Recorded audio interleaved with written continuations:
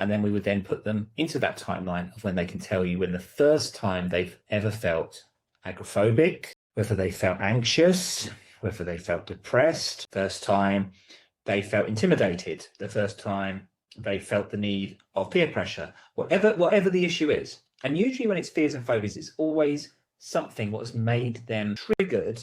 So we go back, and the timeline thing is when you go back to people's timeline therapy, which is what they call it, is that person goes back to that time and they go back to being that person as a child. Now, the difference is, as a child, you generally are in the condition and you're looked after by your parents. Now, as an adult, you have a lot more of your independence. So once they go back to that issue, they can then see what that issue is and how now as an adult, they would understand how to deal with it. What can they do? So if they felt unsafe or they felt that they weren't being listened to, they can now change that and talk to the people, which they couldn't do then, about them to be listening to them. And it's part of that healing, part of getting rid of that energy, getting rid of that trigger, getting rid of how that trigger has affected their mind.